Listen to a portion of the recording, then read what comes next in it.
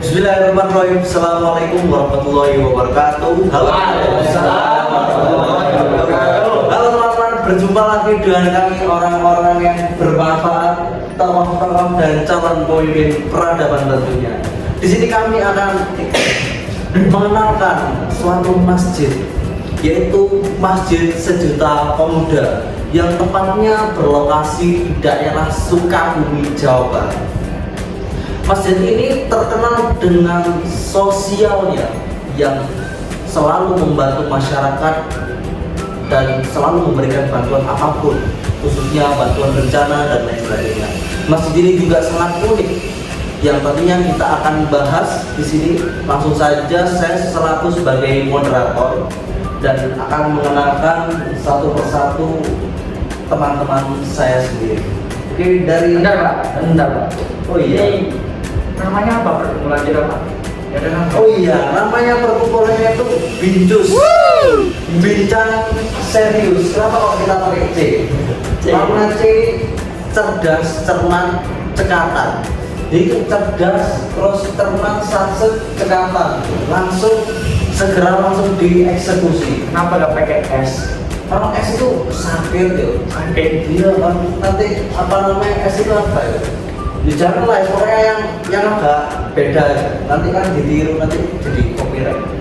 Oke, langsung dikenalkan dari mas yang baju coklat. Ada mas-mas Tuban, yaitu Asegaf. Dan juga ada Kenalan sendiri. oh kenalan sendiri, ya udah kenalin sendiri. Perkenalkan, nama saya Muhammad Asegaf. Saya dari Tuban. Ya, selanjutnya perkenalkan, nama saya Muhammad Khalid, saya berasal dari Palembang. Perkenalkan, nama saya Sukairul Fahri, saya berasal dari Palembang. Perkenalkan, nama saya Ahmad Maulana Yusuf, umur 21, masih jomblo, dari Jawa Timur. Kenalkan, saya Nasir Muhammad Abdullah, asal Jombang. Ya, itu saja. Ya, oke teman-teman, di sini sudah memperkenalkan dirinya masing-masing. Oke, mungkin bisa langsung dibagi. Kita tujuannya ini kan menganalisa ya, riset masjid dan kita cocokkan dengan teori manajemen. Manajemen apa? Kasih contoh ini. Ya boleh. Saya akan menerangkan, ya teman-teman, saya akan menerangkan tentang di mana teori cocok dengan praktek di masjid apa tadi namanya itu? Masjid Sejuta Sejuta Pemuda. Nah, itu adalah masjid hasil riset kita. Yang pertama adalah ini, masjid kan teori bukan rumah mas. Sejuta Pemuda. Sejuta Pemuda. Pemuda. Pemuda. Ya udah pemuda dulu. Oh iya. Terus Masjid. Oke. Masjid Cuma namanya ya, bukan apa namanya kayak jamaah ya, harus muda, harus tua. Muda. Ada. Masjid cuma nggak boleh. Ya cuma boleh. Dan namanya itu kan pelambatan pemuda paling terang, paling panas. Maksudnya itu kan Masjid Sejuta Pemuda, jadi pengurusnya itu pemuda semua. Oke.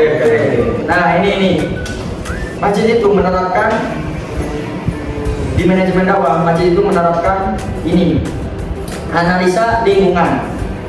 Nah, kita telah meriset kawan-kawan. Kita cocokkan dengan buku pengantar manajemen ya, yaitu penulisnya Toha.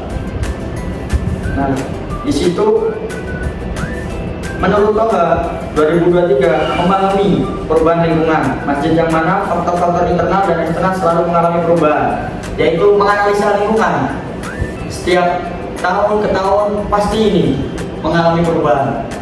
Contohnya ya kayak mengikuti tren lah bahasanya. Nah, dengan memahami itu, masjid dapat lebih baik mengantisipasi dampaknya terhadap kinerja dan kesinambungan masjid sebagai lembaga keagamaan.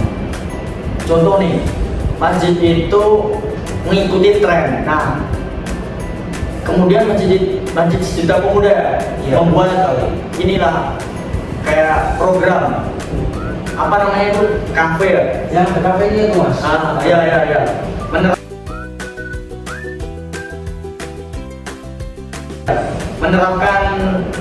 menerapkan sih apa, membuat di dalam masjid membuat bangunan. Nah, bangunan itu menyerupai kafe-kafe di sekitar masjid. Biar apa?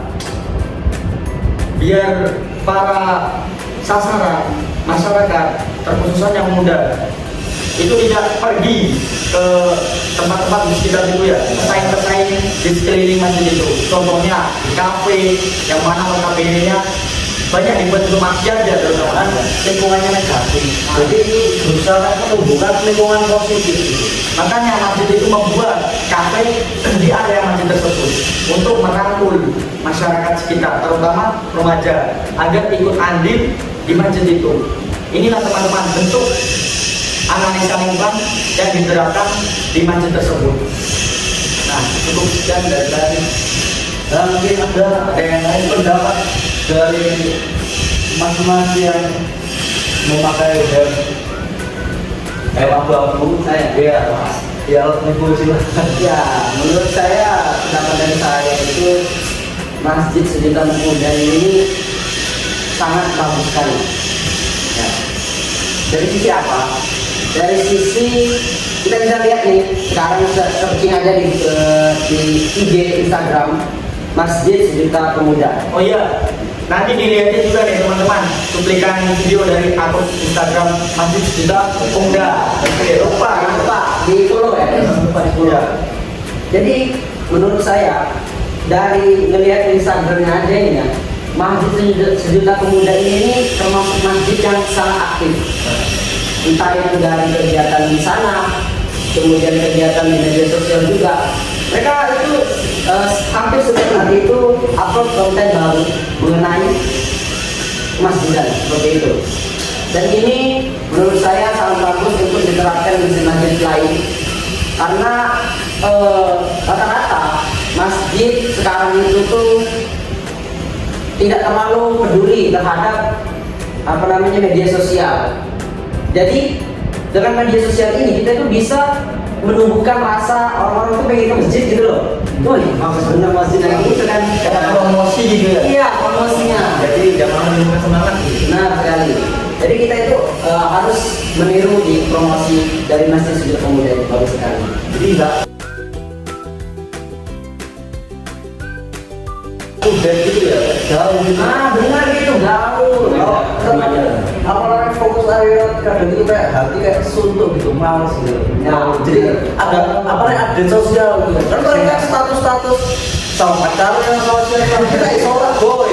Berarti itu menerapkan konsep lingkungan sosial ya. Iya, kita beradaptasi dengan lingkungan sosial. Ya begitu kan? Benar sekali. Kita itu ya harus mengikuti zamannya. Kalau sekarang zaman sekarang ini kan sudah setiap hari scroll TikTok, scroll IG, ya kita harus mengikuti perkembangan zaman tersebut. Seperti itu. Ya, mungkin itu dari saya. Ada yang lain. Dari mas-mas yang berbaju putih dan berkelompok kuning, Mungkin ini tambah sedikit. Jadi Masjid Sejuta Pemuda ini apa sih yang bisa kita ambil dari apa yang bisa kita ambil pelajaran dari Masjid Sejuta Pemuda ini? Jadi salah satu keunikan atau apa? Program ya. Program dari Masjid Sejuta Pemuda ini itu salah satunya membantu bencana alam. Nah, itu salah satu bentuk hikmah masjid itu kepada masyarakat sekitar. Tidak hanya masyarakat sekitar, tapi kepada seluruh masyarakat yang membutuhkan. Ada lagi program yang membantu masyarakat itu menciptakan lapangan pekerjaan.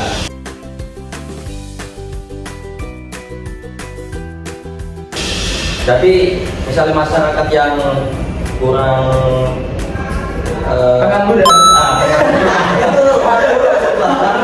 Pengangguran, terus nggak ada hasil, daripada tulang punggung, iya kan, manfaatkan, beban keluarga itu Bapak Ibu sama masjid dikasih fasilitas untuk membuat UKM, benar sekali, untuk mencari nafkah daripada dia kita ngapa-ngapain kan, masjid memfasilitasi pengangguran di sekitar masjid itu untuk mencari pekerjaan. Daripada Nanti ini aja liatin cuplikannya ya. Ya, oke, terima kasih. Siap. Bisa ikut bekerja, ibu-ibu juga bisa ikut kerja juga, masak, alhamdulillah. Ini Bapak warga sekitar masjid berarti? Iya, Alhamdulillah sangat membantu sekali perekonomian. kan nganggur kalau ini ada pekerjaan. Gitu. Tapi saya dengar-dengar kalau Masjid Sejuta Pemuda ini nih, isinya itu anak muda semua ya menurutnya? Iya, pengurusnya. Jadi kan kalau tenaga yang muda itu lebih inovasinya tinggi gitu. Kalau misalkan muda apanya ya udah yang lanjut usia itu kan dia terbatas gitu. Kadang bisa di sini, ya kan Kami bisa adaptasi ya sama kalau yang udah muda itu pemikir aja. ya lebih apa namanya? Iya, lebih enak gitu. Jadi kita harus memajukan pemuda-pemuda zaman sekarang. Betul sekali. Betul sekali. Karena kenapa kan banyak nih masjid-masjid yang identik dengan bangga. Kakek-kakek. Sekarang udah itu boy, kan udah pemuda. Kan menghilangkan pemikiran. Kalau di masjid itu harus punya jenggot, rambutnya putih. Orang yang mau mati. Iya, gitu. Kalau makanya kita berlatih, kalau udah tua itu pasti tobat, itu semakin. Jadi kita harus apa namanya mulai dari kebiasaan dari ilmu Masa depan umat Iya. di tangan pemuda. Gitu. Makanya kalian para pemuda jangan lupa like, subscribe channel kita. Dan jangan lupa ramaikan masjid di sekitar masjid-masjid Anda. Wah, Jangan sampai terjerumus. Apa tadi? apa? Pergaulan bebas. Yang mana? Mas? Oh iya, jangan sampai saling kawan masuk Polres. Yo, ayo sholat kita bangun proses. Yo. Dan jangan lupa menjadi impak terbaik Anda. Wah, itu mantap. Nah, mungkin ada tambahan dari Mas Mungkin Pak Juta. Sedikit tambahan dari saya, Masjid Sejuta Pemuda ini juga menyediakan tempat istirahat. Tempat istirahat ini sangat saktir.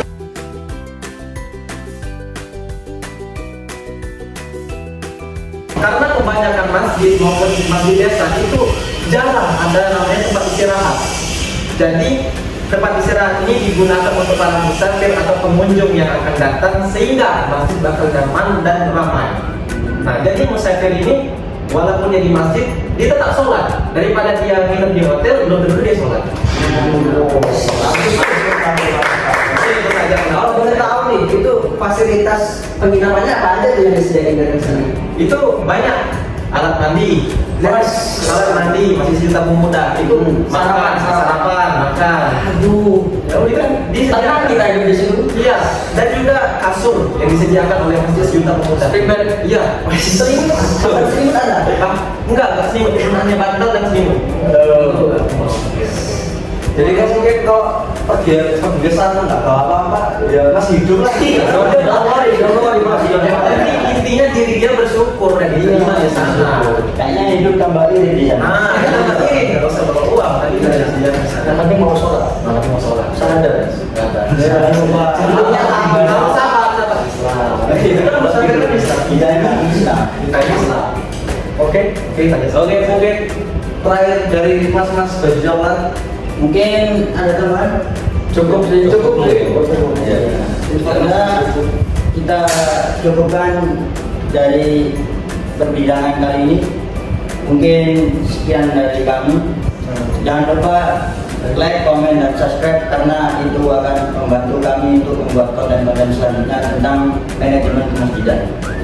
Syukran. Wassalamualaikum warahmatullahi wabarakatuh. Waalaikumsalam warahmatullahi wabarakatuh. Oh, beda. Saya tidak ya. Yo.